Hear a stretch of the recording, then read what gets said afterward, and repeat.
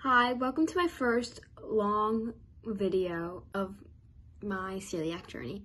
This video will be about my whole entire figuring out I had celiac and just sit back and relax and watch my journey. So the sports I do cross country and gymnastics, and the day before everything happened, I did a 4-mile run with my cross country team, and I had this random little, it was just so subtle of a pain in my knee. So I just blew it off and ran 4 miles and I felt fine. And then I went to bed. Everything was normal that night. So I went to bed that night and then I woke up at around 3 in the morning and I was like really dizzy and I was like crying because I didn't know what was happening. I knew I was probably sick, but it just felt wrong because I went to my dad's room and I was limping there because it just hurt so bad. So I walked to his room and then he gave me medicine. I went back to bed. I did not go to school that day. So my fever was really high. It was like 104, 105 degrees Fahrenheit.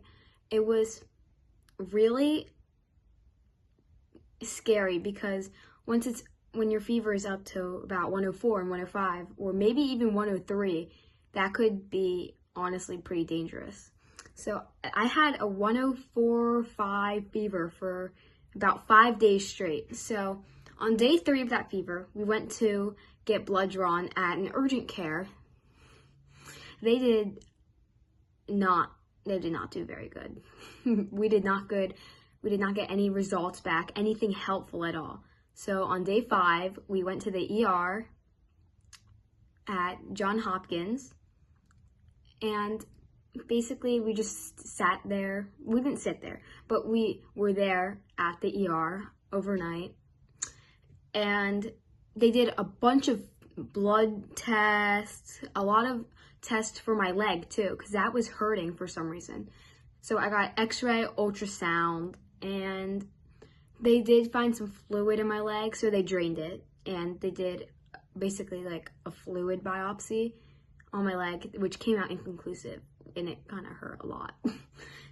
But that was that day at the hospital, at the ER. So fast forward maybe a week, we go to the doctor, and not the doctor, it was like a follow-up, and she basically said that we have a prescription for an MRI. So 2 weeks after that, I keep complaining to my dad, my knee hurts, my leg hurts, all that. He got kind of sick of it, and he honestly didn't believe me, and it was kind of scary. So he scheduled an MRI, and basically the day of the MRI, a few hours after, the radiologist, the people that did my MRI, they basically just said, okay, you should come back to the hospital. So I was admitted at a room in the hospital on this isn't off topic, but it was a really high floor.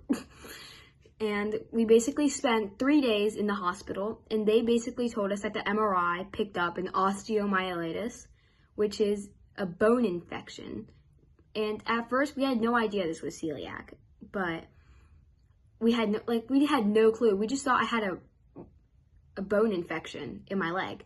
So basically I was on IV antibiotics for the entire 3 days I was there.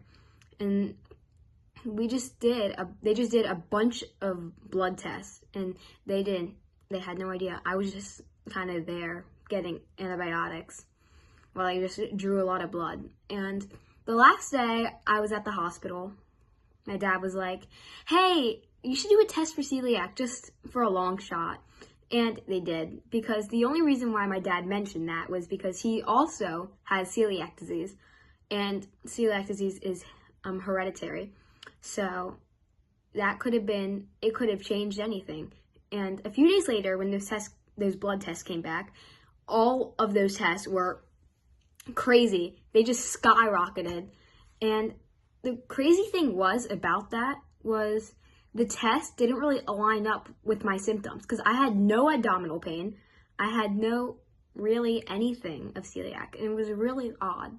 So about 2 weeks after that, I had to keep eating gluten because then I was going to get an upper endoscopy, which is basically a stomach and small intestine biopsy where they take some tissue of your stomach and basically just run tests on it.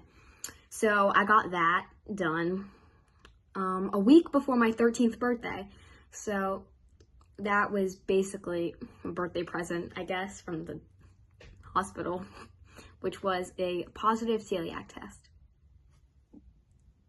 Transitioning to eating gluten-free hasn't been awful. It was actually pretty easy because since my dad has been like eating gluten-free his entire life because he was born with it, it has been pretty easy because I got all the tips and tricks from my dad, which was very, very helpful because without him, I would have absolutely nothing because, I mean, it would be very hard to find some foods that are gluten-free, that are good quality, which is why I'm starting my channel to provide a gluten-free